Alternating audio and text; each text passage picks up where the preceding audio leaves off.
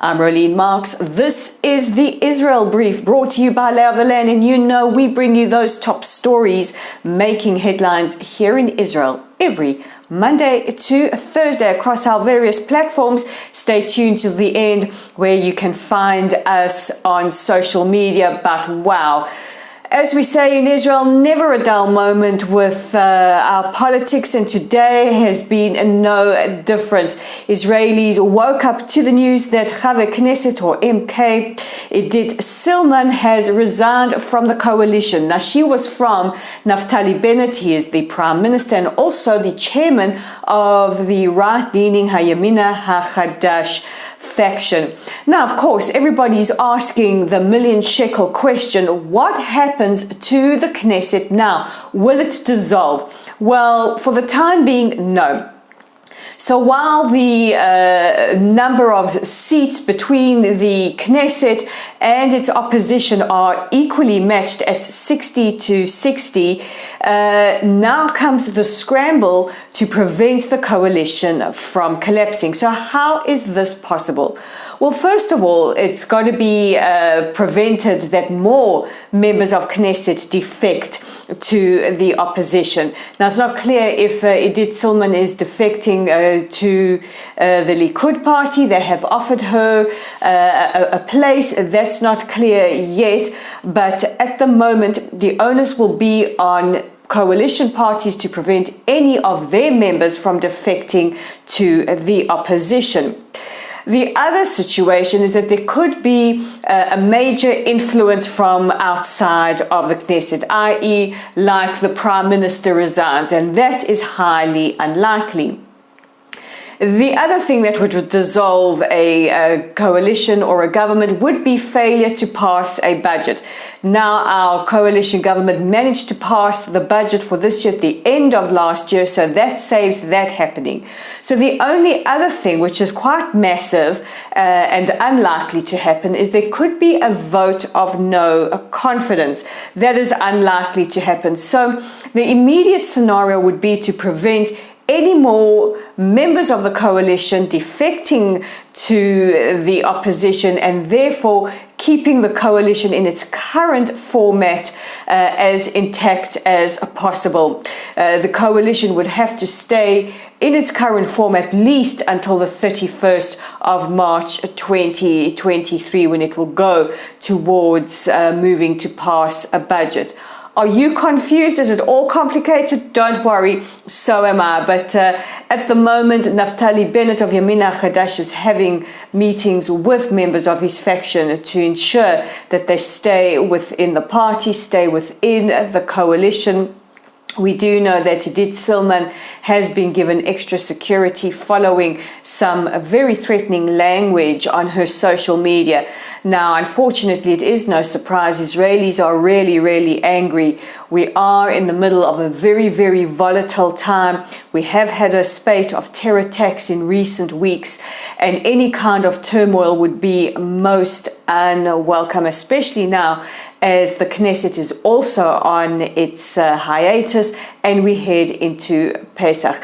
But as we say here in Israel, never a dull moment, and all we want to do is avoid another plague of elections.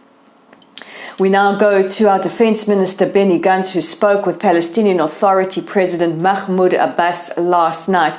In the phone call, the Defense Minister wished President Abbas Ramadan Mubarak, a blessed Ramadan, but also reiterated that Israel wants this to be a period of quiet.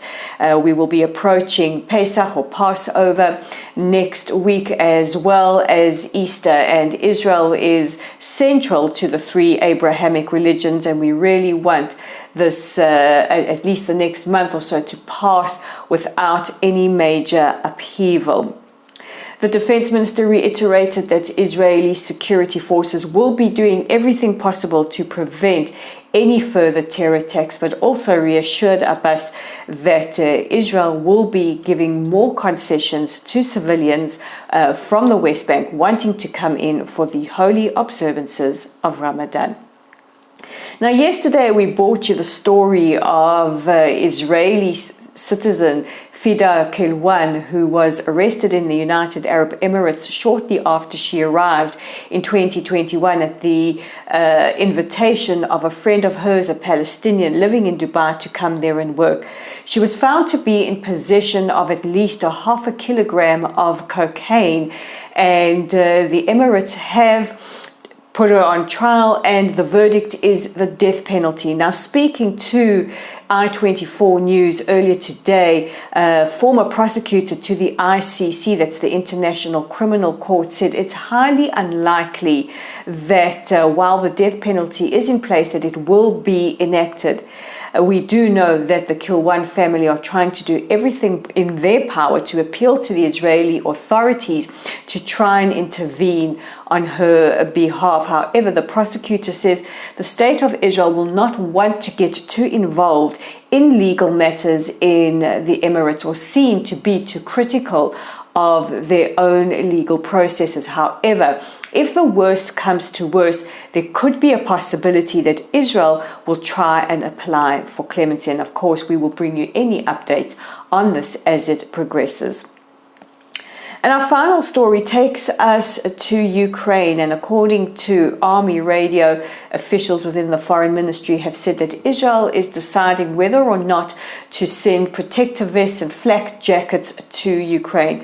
Now, Israel is very careful to stress that this kind of equipment must be used for defensive purposes only. In other words, be given to civilians or doctors in order not to anger Russia. We have to always remember the very, very precarious position that Israel is in with regards to Russia. And while we have condemned the invasion as well as the war crimes in the town of Bucha, we also have to note that we have the Russian military with a presence on our border in Syria, making it possible for Israel to attack Iranian targets should they want to encroach or attack our sovereign territory.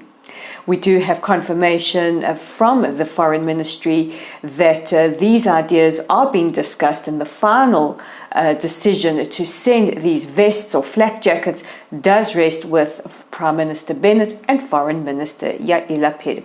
So that brings us to the end of today's edition of the Israel Brief. Don't forget to check us out online on our website at www.layoftheland.online. Our Facebook page is at Lottle's site. We're growing. We want you to be a part of our community. Please follow us, like us, share our content.